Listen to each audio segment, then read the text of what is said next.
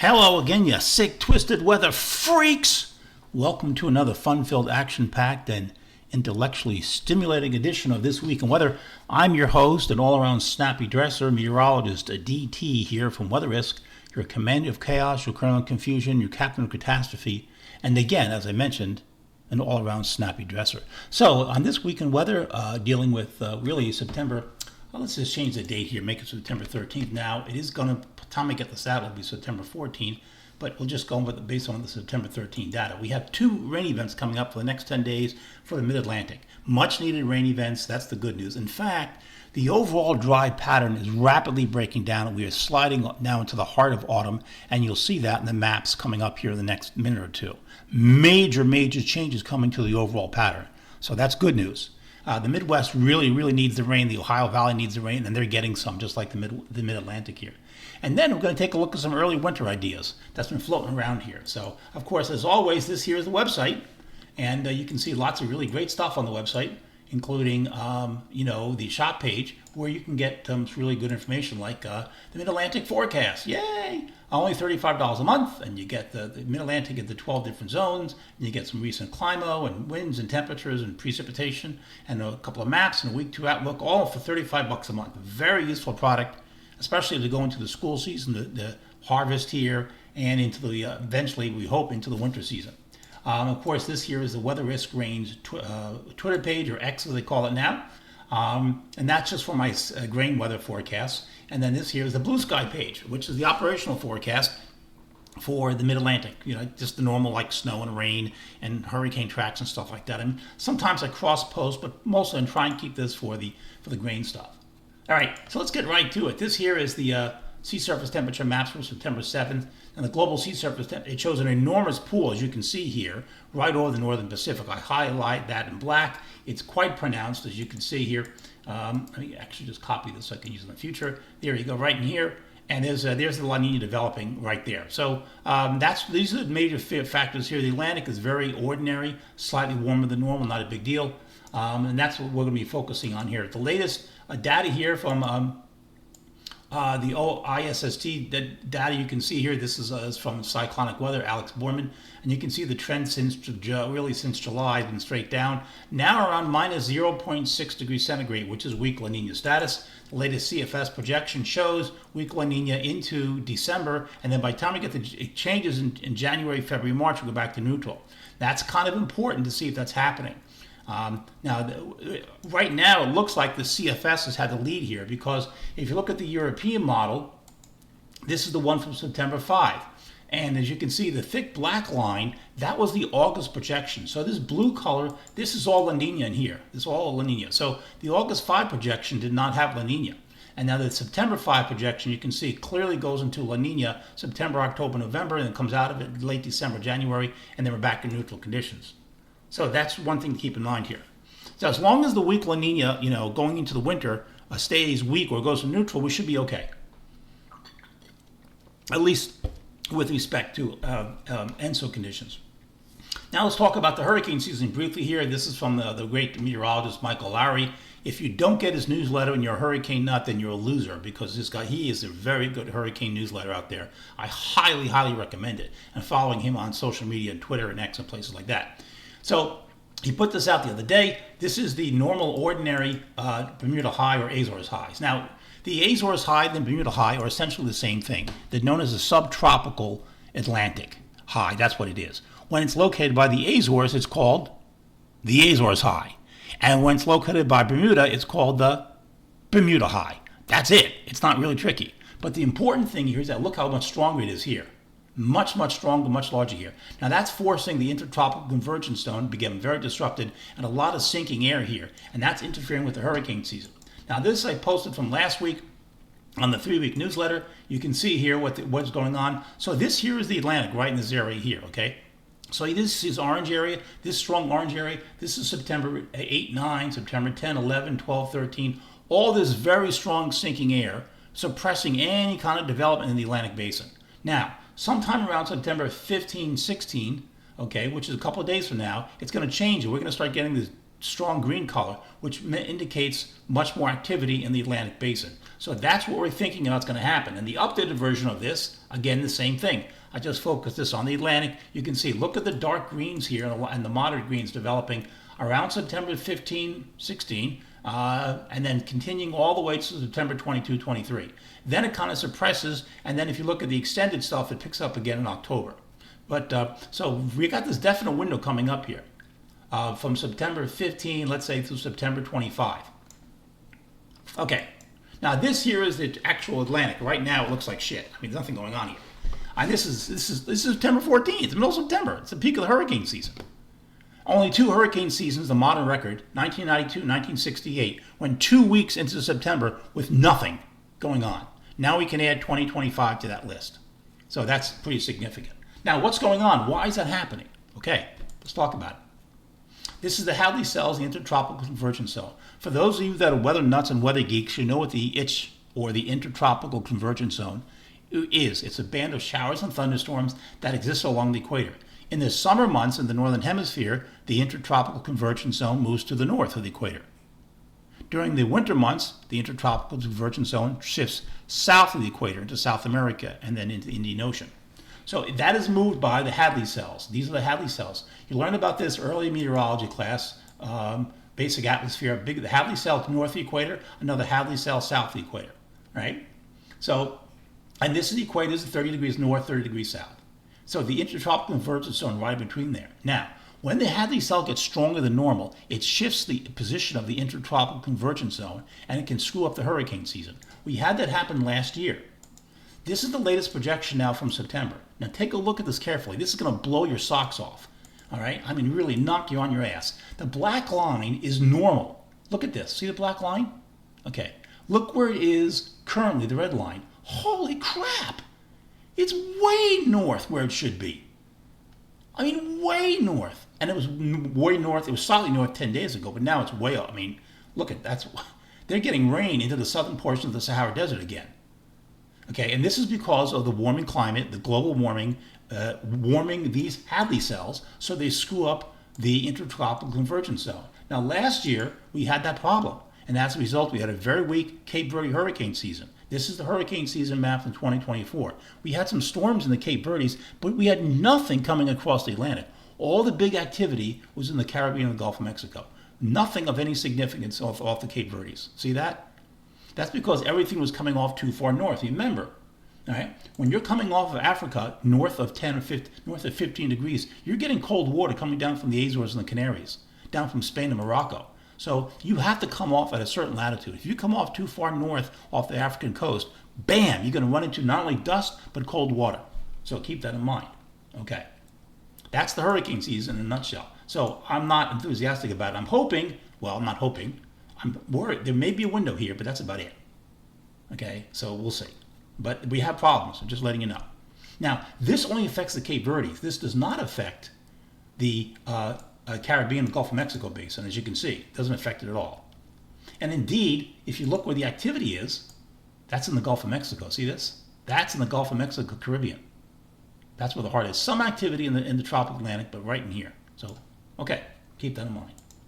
Now, locally, this is the 30-day rainfall map in inches. It's been dry. I mean, it has been really dry.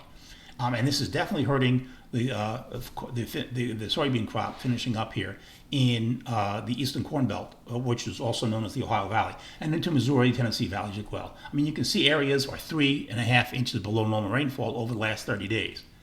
And if you go back the last 45 days, it's even bigger than that. And you can see that in North Carolina, look at that, minus 4.37, minus 4.0, 4.32, 2 to 3 inches in Virginia, all the way up to Pennsylvania, and then up to Ohio, Indiana, and then 3 or 4 inches in southern Illinois, southern Iowa, and much of Missouri. This is a bad drought.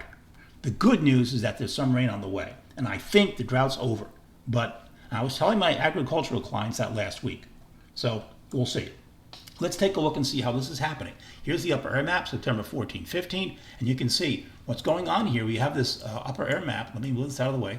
So we can see here's the trough, and there's a piece of energy hanging off this trough, and that's going to cause low pressure to form. Meanwhile, here's a huge block, okay? This is causing the drought problems. But the energy from the Pacific is finally beginning to attack it. So you have one upper low coming out of the Rockies to the upper plains, another short wave coming into the Washington state of Oregon, and then another one in the Gulf of Alaska. So bada boom, bada bing, bada bang. And these are going to attack the block and knock it down and weaken it eventually. But it's going to take some time. And there, of course, is the surface map. This is now for Tuesday. This is September 16th. You can see the lows formed here late on the 15th into the 16th, and rain as far north as Fredericksburg and out towards Lynchburg. And raining pretty good in Richmond and Norfolk and Raleigh and Hatteras and Elizabeth City, Charlotte. Okay. So this is the upper map now, September 16th, and the map for the evening of September 16th. There's a closed upper low parked over the mid-Atlantic, and you got rain. Okay, it's not super widespread heavy rain, but it's persistent. Going to last most of the day, maybe 36 hours in some places. Now, eventually the rain falls apart. This is now September 17, 18, but we have showers, and the rain does advance up into Baltimore and D.C. and Dover and Salisbury and Philly and Jersey up to New York City, maybe Long Island. But look to the west. There's our next system coming in. That's pretty good rain here for the Midwest, and they really need it. So that's good. Okay, if we look at the next 5 days, look at the rainfall. And again, this is restricted. This one, again, not for the west of the Shenandoah Valley. Okay, there's, right here, there's the valley. Once you go towards, past the Blue Ridge, it really drops off. And then, of course, the widespread rains up into D.C., Baltimore, moderate rains, southern New Jersey, Dover, the Delmarva, and then bigger rains in central and eastern North Carolina, and southeast half of Virginia, and the Chesapeake Bay at the lower Delmarva. Very nice rain.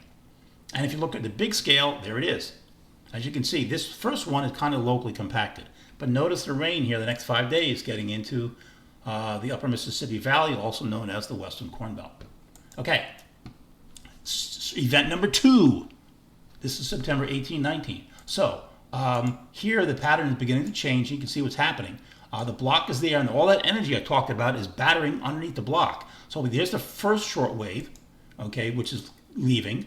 Okay, and that supports the low pressure to the north. And then you have the other systems coming in behind it. Okay, and that creates a lot of energy and a lot of Midwest storm activity. So this now is for September 19. Let me call this upper air map so you can see a little better. Surface map. There's the low coming out of the Midwest. That looks like a pretty good rainmaker. Here's the cold front, nice strong cold high. So this front's going to come down, going to run, the low is going to jump on the front, and you're going to get a nice rainstorm in the mid-Atlantic here, no doubt about it. This is September 2021. So the block is still there, but notice the energy is now going underneath the block. So this is becoming more of a high latitude block as opposed to south central Canada. And that's why we get more rain. In the upper air map, in this big high, we have a giant upper low in southeast Canada. See that? So the interaction here, let me show you this one. Okay, this upper low, and see the ridge here? See the lines coming down? See the lines coming down? That produces a big high here. See that? And that drops a strong cold front through New England in the mid-Atlantic, and the low jumps on the front, and you're getting an easterly flow, very pronounced easterly flow here on September 2021 with rain spreading from New York City down to Raleigh, and then into West Virginia, and maybe as far inland as Pittsburgh or Altoona. Very nice rain here, western Maryland.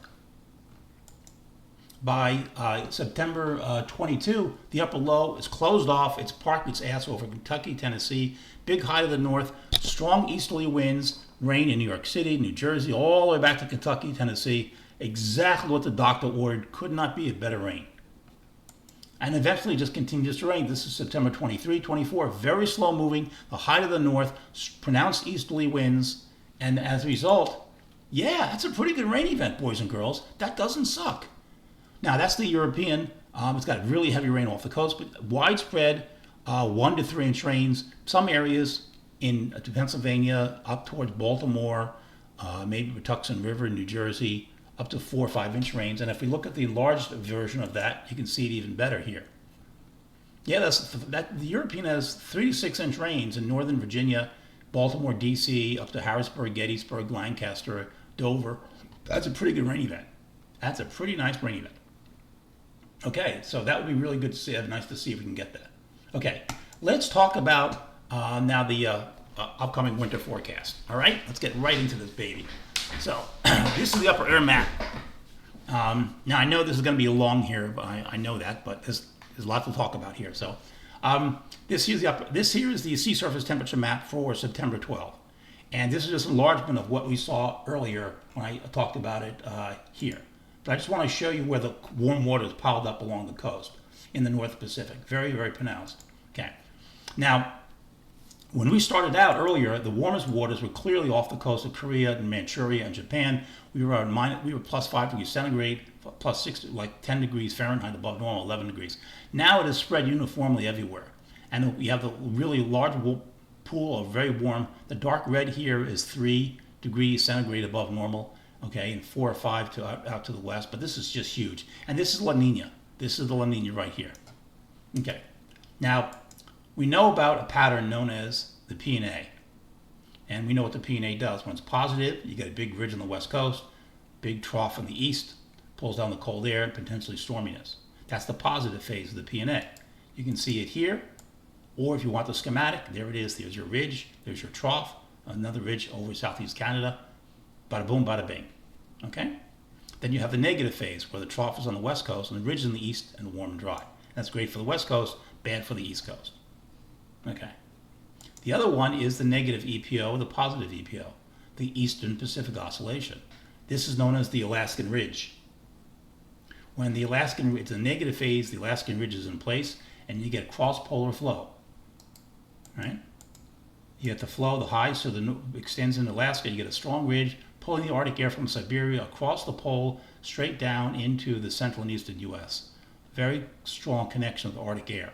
When it is positive, it's the kiss of death. The polar vortex becomes shaped like a football. It becomes oriented in a west to east direction, okay, across Greenland and Baffin Island. And as a result, you have a big ridge dominating the continental United States, and it's a warm pattern for everybody. Now, the winter of 2013-14 was a severely cold winter. And many of you remember it. It was extremely cold. And you can see the anomalies here. Since 2000, it was the coldest winter in the last 25 years. And I think you have to go back even further than that to find a winter that matches it. It was shockingly cold. Now, if you break it down month by month, this is December in the upper left, right? And you can see it was cold. Now, in the eastern United States, there's still a couple degrees. In the southeast wasn't too bad, okay? But January was just knocking on your ass cold. February was like, holy crap, okay? And then everybody else, and then this is March, and it continued right into March. It didn't let up at all. At all. Okay. The TNH now, that's what caused that to happen. There's an unusual jet stream pattern, 500 millibar pattern, teleconnection that many people don't know about. It's called the positive TNH, tropical northern hemisphere. Now there's a positive phase to it and a negative phase. This is a schematic of what it looks like here on the left. Now it's a little different from the P&A. Notice where the ridge is here. The ridge is off the west coast, okay, into the Gulf of Alaska, into Alaska, right? Not up by the date line, just off the west coast. And then you have a shallow ridge here off the southeast U.S. coast. And what happens is, let me blow this up so you can see it a little more. What happens is you get a shallow ridge along the southeast, and the polar vortex is here. Now this usually means a positive NAO sometimes, and a positive Arctic oscillation, but you get a lot of cold air. Now what happens is sometimes the ridge builds up into the northern hemisphere and it forces the entire polar vortex to come crashing southward, and you get a massive Arctic outbreak and a major snowstorm or two. Okay, that's what's so great about, or tricky about, the positive TNH pattern. Now there are variations of this, of course, but this is what it generally looks like. Now that's different from the P&A pattern. The P&A pattern, the ridge is, as you can see, on the west coast. Notice it's not on the west coast here, it's off the west coast. Right? And the trough, instead of being on the east coast, is more inland. Now the advantage of this pattern is that because you have so much cold air coming south, you get a storm track along the southern states in the Tennessee Valley and the southern mid-Atlantic. And as a result, you don't get monster storms. What you get are several 2, 3, 4, 5, 6-inch snows. And sometimes they can come one after another, boom, boom, boom. In fact, if you look at the weather records of any of the big cities in the Midwest or the East Coast in that winter, you'll see several snowstorms. I think Richmond had 17 or 14 snowfalls, all of them under 5 inches. It just didn't stop. Boom, boom, boom, boom, boom. And that's what happens. It happened in a lot of cities that way. This is the upper air pattern for January. And you can see, again, this is what typically happens. Okay. Now, in January, what happens, the ridge becomes so strong that it builds to the Arctic region. And then it forces the polar vortex to come crashing southward. And you get an Arctic outbreak and a major storm. Okay. Now, why does that happen? These are the sea surface temperature maps from December 2013 into March of 2014. And what's important to notice here is the blob. Even to this day, if you Google North Pacific blob winter 2013-14, you'll see tons and tons of articles and images about it. All right, and this is the blob here. This huge pool of extremely warm water in the Northeast Pacific. Notice it's not right along the West Coast. It's in the North Pacific south of Alaska, but not along the West Coast. See that? It's a little different than having a true positive PDO. And now this is, of course, that was for early December. This is the end of December. It hasn't changed. This is January, early January and late January. The blob is still there, very strong, very intense. It doesn't move at all. All right. And notice throughout this, no La Nina, no El Nino. See that? Neutral conditions. See that? See that? Neutral conditions. And this is February into March. Blob does not move at all. To show you what the conditions were like, this is on from the Daily Mail. This is January 7th. Wind chill of minus 62 in Chicago. The day before, 2 days before that. Okay, 70 daily low temperatures expected broken on Tuesday into the deep south and northeast. 1,200 flights canceled in Chicago, 2 airports with deep freeze. Wind chill in Montana was minus 62. New York City, Central Park was 5 degrees, the coldest since January 7, 1896. Okay, and you can see, again, how amazingly cold it was here. All right. Then you can see the min temperatures on January 7th, and you can look at the color scale to see what it was. And again, on the East Coast, you can see obviously some moderation right along the coast, and then just inland it was much, much colder. So pretty impressive, pretty impressive. Okay, and of course, don't forget, you may remember the 1-inch snowfall in Atlanta would shut down the whole city because they didn't. The snow melted on contact. The extreme cold came plunging southward. Notice here in this year, the Arctic outbreak got deeper into Atlanta than it did into Eastern Virginia, and it came plunging southward. It froze in contact, and the whole thing got shut down. 1 inch of snow stopped the deep south completely because it melted and froze in contact. That's why. All right, these 2014-15, next winter. Overall, pretty cold, you can see. In upper Midwest, New England, minus 3 to 6 degrees below normal. Every place else, 2 to 4 degrees below normal. Take a look at it. Now here in December, notice December 2014 was warm. Okay? At this point, you're going, oh no, we're going to blow another winter. Oh no. Nope. Here comes January to the rescue, turned much colder. February, much colder. March, much colder. And if we look at the sea surface temperatures, again, here's December, mid-December here. Look at now here, the temperatures, the sea surface temperature is warm, is up against the west coast of North America. Okay, you can see it very clearly. This is a classic, strongly positive PDO, and it could even make the argument of positive P&A pattern. And then you can see it continuing right through into February and March. It never moved at all. And again, in both of these, almost no La Nina, El Nino of any kind, neutral conditions. So, summary. Am I predicting this? No. What I just gave you is not a forecast for the winter of 2025-26. It's not a prediction. It's educated speculation at best. Now, what could go wrong with that scenario? We have a weak La Nina. Suppose it increases. I think it's very unlikely, but it's possible. It could happen. As long as it stays weak, we're okay. And the neutral is even better. Now, will the massive pool of super warm sea surface temperatures stay in place? Yes. But what about the warmest pool? Right now it's parked up against the west coast of Canada and the US. What about if come December? Maybe it slushes back towards the date line. That's something to keep in mind as well. And finally, there are variations, like I mentioned, the positive TNH pattern.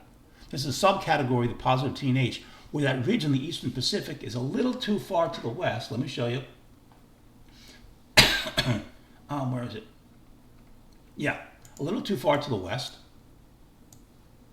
And as a result, this ridge comes further inland, and the only person who sees the snow is the upper Midwest and New England.